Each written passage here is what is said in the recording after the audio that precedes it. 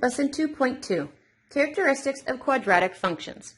How do you find the max and min of quadratic functions? And how do you graph using intercepts? We are being asked to find the max and min of this quadratic function, describe the domain and range, and answer where is it increasing and decreasing. Never once are we asked to graph it. So how do we find all this information if we're not graphing?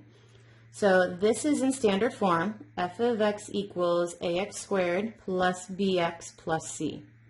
This a value right here is a very important value. This a value tells us if we are going to be facing upward as a parabola or if we're going to be facing downward as a parabola. So your a is a number. It's either going to be a positive number or it is going to be a negative number. If your a is a positive number, you know that your parabola is going to be upward facing. If your a is a negative number, you know that your parabola is going to be downward facing.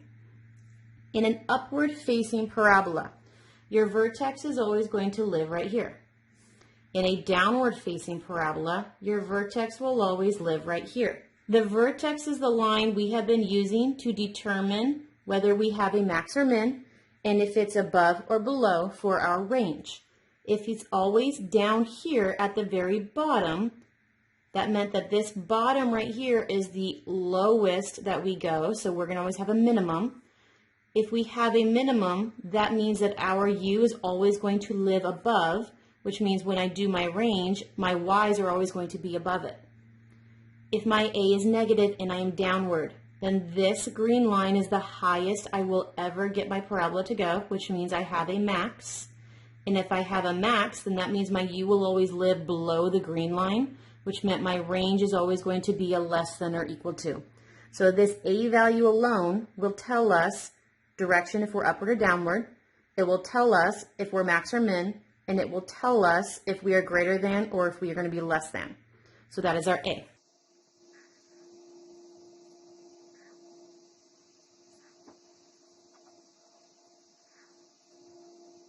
So the y-coordinate of the vertex, you have noticed that always tells us where the max and min is at. So the y value, where this green line hits, tells us if our max or min are at a particular number. It also tells us what range our number is at. So if you can find the y value of the vertex, then you have found all of your max, min, domain, and range. So this is some key points to remember as we complete this page. So the very first thing that we need to do is we actually need to find the vertex. To find the vertex, the first thing you have to find is the axis of symmetry. So remembering finding my axis of symmetry, I had to identify my A, my B, and my C. My A is a 1/2, my B is a -2, and my C is the -1. So x equals the opposite of B all over 2A. So I have the opposite of -2 all over 2 times my a is a 1/2. So the opposite of -2 is a 2. 2 times 1/2 is 1. 2 divided by 1 is 2. So my axis of symmetry is at x equals 2. If I found my axis of symmetry, that is the x value for the vertex, but I need the y value of my vertex. So after this, we're going to go ahead and find our vertex. And how we find the vertex is, remember, you had to solve for f of x. So this is my f of x equation. And I am having to plug in my value of 2 to find where on this line my vertex lives. Plugging all of this into my calculator, I end up getting the answer -3. So my vertex is at the coordinate point 2, -3. This is all the information that we need to determine all of the answers for the question it gave us. So first it wanted to know, so it asked what is the max and the min of this problem. So our A is positive. So since my A is positive, I know that I have an upward facing parabola and my vertex lives right here at the coordinate point 2, -3. Because it's upward facing, I know that this is the lowest that it's ever going to go. So I know that I have a minimum. So this is a min. And I know that I have a minimum at Remember, the y value tells me where it's at. My y value was the -3. So I have a min at -3. So I found the max and the min.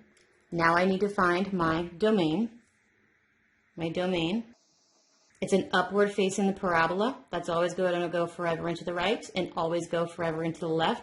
So my domain is going to be all real numbers. I'm asked to find the range. Because it is a minimum, it's always upward facing, which meant that my u is always going to be above the green line that I determined. And that green line is the same value as the min was. So I found my domain and my range. Now it's asking me where to find the increasing and decreasing. So this is the next thing that we haven't really learned about yet. So here's my parabola. I need to determine when is it going up and when is it going down. You read from left to right. So here it's going down to come to the vertex. So I know that my function is decreasing. It's decreasing all the way on the left side, clear up until it hits the vertex right here. And this is the x value at 2, because here is my x value at 2. So all the numbers over here on this side of the 2 were small.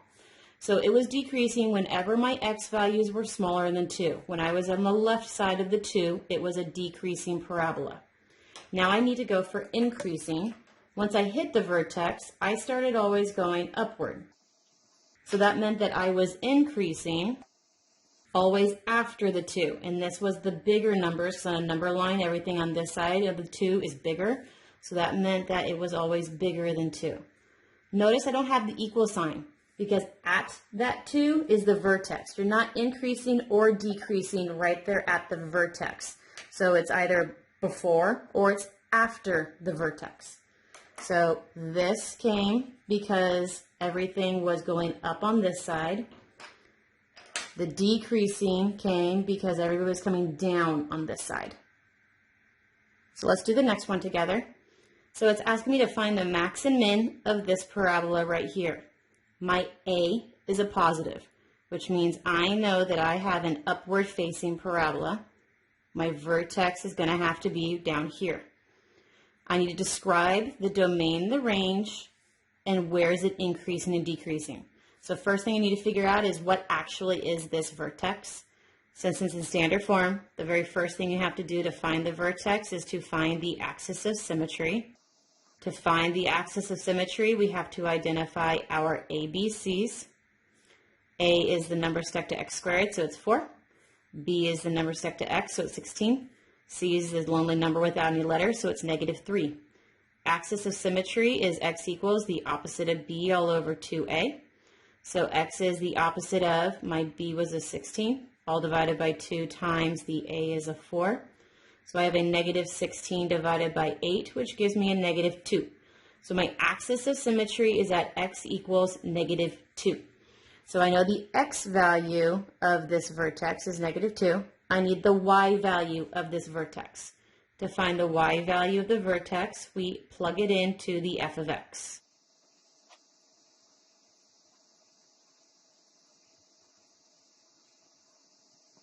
So my vertex is at the coordinate point -2, -19. This is all that we need to find the vertex. Once you found the vertex, all the rest of this can be determined. So first, I see that this is the lowest point on my parabola. Since that is the lowest point on my parabola, then I know that I have a minimum. And I have a minimum at the lowest it went. This right here tells me my min. The lowest it went was a -19. My domain, it went forever in the right and forever in the left, so my domain is going to be all real numbers. My range tells me if I lived above or below.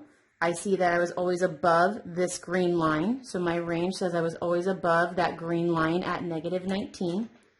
The min number and the range number are always the y value of our vertex. So I found the max and the min, I found my domain, I found my range. Last it asks us when are we increasing and decreasing. So we read our parabolas from left to right. So on the left, it's always going down until it reaches this point right here at -2. So my x's are being compared to the -2. On the left side, the smaller side was the decreasing side.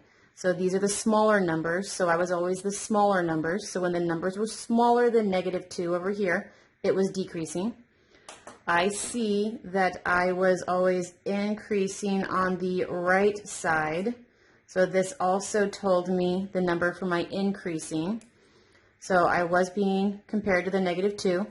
Everybody on the right are always the bigger numbers. So here are my bigger numbers. So I was decreasing before the -2. I was increasing after the -2. At the actual point -2, it's neither decreasing or increasing because it was the vertex. There's one problem left on the page. This is independent practice for you to do on your own.